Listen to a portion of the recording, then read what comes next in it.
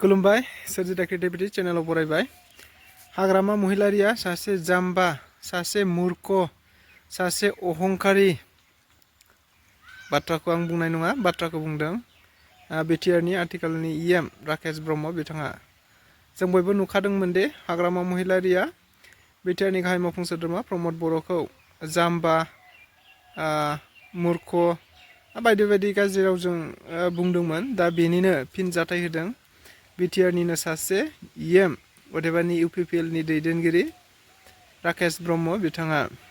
थारैनो बिथाङा गोख्रों रावफोरजों हाग्रामा महिलारिया जेरैबायदि बुंदोंमोन बेबायदि रोखा रोखा बुंथिनानै होदों। जेराव बिथाङा हाग्रामा महिलारिखौ जाम्बाबो बुंदों, हाग्रामा महिलारिखौ मूर्खबो बुंदों, हाग्रामा महिलारिखौ अहंकारबो होनदों, हाग्रामा महिलारिया गियाननि फहर जेबो मोनाखै होननानै बुंदों। नंगौ, बेनि भिडिअखौ नोंथांमोनहा नायबा रोखा जागोन, एबा बे भिडिअखौ नोंथांमोनहा नायनानै लानो हागोन मा बुंदों। लोगोसे बिथाङा बुंबावदों, हाजार बार बुंदों बिपिएफ राजखान्थि दोलोआ देरहानाय नङा। फैगौ 2025 मायथाइनिफ्राय 2030 मायथाइसिम प्रमद बर' सरकारानो थाबाय थागोन आरो प्रमद बर'आनो चिफ जानानै थाबाय थागोन। एकदम हख्राव बाथ्राखौ बुंदों, नोंथांमोना नायनानै लादो। এতিয়া ইয়াৰ এটা কথা স্পষ্ট হয়, যোন মানুহে শিক্ষা ল'ব পৰা নাই তেওঁ জাম্বা হয়, আৰু তেওঁ মূৰ্খও হয়, আৰু তেওঁ অহংকাৰো হয়। তেওঁ মানে দুনিয়াৰ যিহেতু কোনো ধৰণৰ পোহৰ পোৱা নাই তেনেধৰণৰ ব্যক্তি তেখেত হয়। আৰু মই তেখেতক ক'ব খুজিছোঁ, আৰু তেখেতক কৈছে যে তেখেতক এতিয়া বিটিআৰ চলাবলৈ ৰাইজে সুবিধা দিব লাগে বুলি প্ৰমীলা ৰাণী ডাঙৰীয়া বাইদেউনীয়ে কৈছে। মই ক'ব খুজিছোঁ, যি ব্যক্তিয়ে শিক্ষা নোহোৱাকৈ এই অঞ্চলৰ বহুজন যুৱ ল'ৰাহক লগত লৈ পেলাই BLT কৰি পেলাই বহুতৰ মানুহৰ মানে জীৱন শেষ হৈ গ'ল। তেখেতৰ সতীৰ্থসকল ধ্বংস হৈ গ'ল, ঘৰ জ্বলি গ'ল। আজি তেখেতসকলৰ মিছেছবিলাক বিধৱা হৈ গ'ল। তেখেতসকলৰ কাৰণে তেওঁ কি কৰিলে? আকৌ তেখেতক সুবিধা দি বুলি কৈছে। তেখেতৰ BLTৰ যোনটো চেয়াৰমেন আছিলে তেখেতসকলে কেতিয়াবানে এই কথাটো কৈছে যে তেখেতে ব্যক্তিগত নিজৰ জীৱনৰ বাদে আনৰ কথা একো নচায়। তেখেতৰ অলৰেডি আৰু কি লাগে, আৰু কিয় তেখেতক সুবিধা দিব লাগে? প্ৰমীলা ৰাণী বাইদেউক মই প্ৰশ্ন কৰিছোঁ, আৰু কিয় সুবিধা দিব লাগে? অলৰেডি হাগ্ৰামাৰ নামৰ ৰেচৰ্ট আছে, হাগ্ৰামাৰ নামৰ হস্পিটেল আছে, হাগ্ৰামাৰ নামত ডাঙৰ এটা হোটেল আছে। হাগ্ৰামাৰ নামত কি নাই? হাগ্ৰামাৰ নামত 100 বিঘাৰ ওপৰত গুৱাহাটীত মাটি আছে, বৰমাত মাটি আছে। আৰু কিমান লাগে এটা ব্যক্তি? এটা জাদা মূৰ্খ, এটা জ্ঞান নোহোৱা মানুহ, জাম্বা মানুহ, ইয়াক আৰু কিমান আৰু মানে সম্পত্তিৰ দৰকাৰ? ডাঙৰীয়াই এই সময়ত NDAৰ এটা দায়িত্বত থকা এজন ব্যক্তি, আৰু সমগ্ৰ যিহেতু ভাৰতবৰ্ষত তেখেতৰ দৰকাৰটো ভাৰতৰ বিভিন্ন ঠাইত এইটো অনুভৱ কৰিছে। তাৰ কাৰণে তেখেতক আমাৰ NDAৰ আমাৰ লিডাৰসকল তেখেতক বহু সময়ত বহুত ইনভাইটেশ্যন থাকে। বিশেষ কৰি প্ৰধানমন্ত্ৰী ডাঙৰীয়া অমিত শ্বাহ ডাঙৰীয়াৰ নেতৃত্বত তেখেতে এই ভাৰতবৰ্ষত বিভিন্ন শিক্ষাৰ দিগত আৰু মানে স্বাৱলম্বীৰ দিগত এই দিগত বহুখিনি কাম কৰি আছে। গতিকে এটা গাঁওবুঢ়া, এটা অজ্ঞানী ব্যক্তিয়ে সেই ধৰণৰ কথা একো বুজি নাপাব। গতিকে সেই কথাটো মই তেখেতক এইখিনিতে মই শেষ ক'ব বিচাৰিছোঁ। আজিৰ সময়ত মই সেইটো কথা ক'ব বিচাৰিছোঁ যে বিটিআৰত 40টা সমষ্টিৰ ভিতৰত আজিকালি মই দেখা পাইছোঁ যে মানে UPPLে এটাই মানুহ টিকেট জিকিব।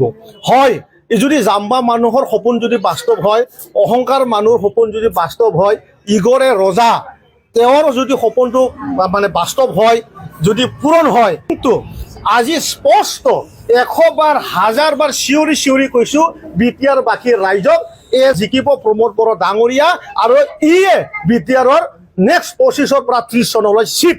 আৰু ভালকৈ শুনক, ভাবিও বিটিআৰৰ চিট প্ৰমোদ বড়ো ডাঙৰীয়াই হ'ব। তেওঁ যদি অকলেও জিকে সেইটো কথা নাই, কিন্তু বিটিআৰত 35 লাখ জনগোষ্ঠী মানে আমাৰ ৰাইজে সেইটো জানি লওক। আৰু সেইটোৰ কাৰণে কৈছোঁ, আজিৰ সময়ত প্ৰমোদ বড়ো ডাঙৰীয়াই মানে খালি বিটিআৰৰ মানে নেতৃত্ব দি থকা ব্যক্তি হৈ থকা নাই।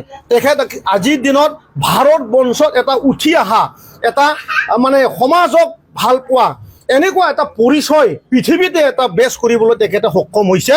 তাৰ কাৰণে নৰেন্দ্ৰ মোদী ডাঙৰীয়াই অমিত শ্বাহ ডাঙৰীয়াই আৰু আমাৰ অসমৰ সন্মানীয় ডক্টৰ হেমন্ত বিশ্ব শৰ্মা ছাৰে তেখেতক এৰি পেলাই এক খোজ আগত যাৱাৰ চিন্তাটো নকৰে।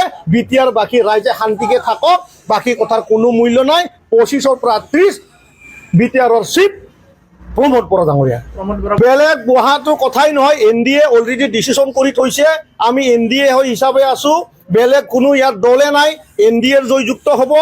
NDAৰ আজিৰ দিনত প্ৰমোদ বৰা ডাঙৰীয়াকে চিফ বনাব বুলি একেবাৰে নিশ্চিত কৰি থৈছে। সেইটো কথা মই মুখপাত্ৰ হিচাপে আপোনালোকক কৈ দিছোঁ।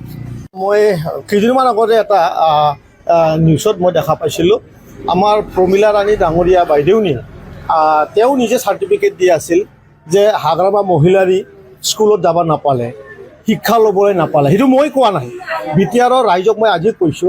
মই কোৱা নাই, সেইটো ৰাকেশ ব্ৰহ্মৰ দলীয় স্পক্সপাৰ্চনে কোৱা নাই। সেইটো প্ৰমীলা ৰাণী বাইদেউনীয়ে কৈছে যে হাগ্ৰামা মহিলাৰী শিক্ষা নাপালে। এই শব্দটো আজিও মানে সকলোৰে মোবাইলত ভাইৰেল হৈ আছে।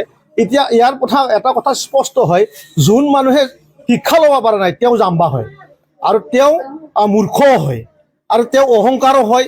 তেওঁ মানে দুনিয়াৰ যিহেতু কোনো ধৰণৰ পোহৰ পোৱা নাই তেনেধৰণৰ ব্যক্তি তেখেত হয়। আৰু মই তেখেতক ক'ব খুজিছোঁ, আৰু তেখেতক কৈছে যে তেখেতক এতিয়া বিটিআৰ চলাবলৈ ৰাইজে সুবিধা দিব লাগে বুলি প্ৰমীলা ৰাণী ডাঙৰীয়া বাইদেউনীয়ে কৈছে।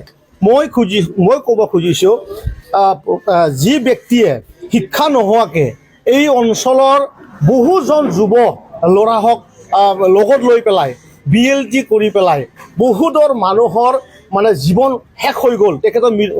তেখেতৰ সতীৰ্থসকল ধ্বংস হৈ গ'ল, ঘৰ জ্বলি গ'ল। আজি তেখেতসকলৰ মিছেছবিলাক বিধৱা হৈ গ'ল। তেখেতসকলৰ কাৰণে তেওঁ কি কৰিলে? আকৌ তেখেতক সুবিধা দি বুলি কৈছে। তেখেতৰ BLTৰ যোনটো চেয়াৰমেন আছিলে, তেখেতসকলে কেতিয়াবানে এই কথাটো কৈছে যে তেখেতে ব্যক্তিগত নিজৰ জীৱনৰ বাদে আনৰ কথা একো নচায়। তেখেতৰ অলৰেডি আৰু কি লাগে? আৰু কিয় তেখেতক সুবিধা দিব লাগে? প্ৰমীলা ৰাণী বাইদেউক মই প্ৰশ্ন কৰিছোঁ, আৰু কিয় সুবিধা দিব লাগে? অলৰেডি হাগ্ৰামাৰ নামৰ ৰেচৰ্ট আছে, হাগ্ৰামাৰ নামৰ হস্পিটেল আছে, হাগ্ৰামাৰ নামত ডাঙৰ এটা হোটেল আছে। হাগ্ৰামাৰ নামত কি নাই? হাগ্ৰামাৰ নামত 100 বিঘাৰ ওপৰত গুৱাহাটীত মাটি আছে, বৰমাত মাটি আছে। আৰু কিমান লাগে এটা ব্যক্তি? এটা জাদা মূৰ্খ, এটা জ্ঞান নোহোৱা মানুহ, জাম্বা মানুহ, ইয়াক আৰু কিমান আৰু মানে সম্পত্তিৰ দৰকাৰ? মই সেইটো কথা প্ৰমীলা ৰাণী বাইদেউহে মানে সুধিব বিচাৰিছোঁ।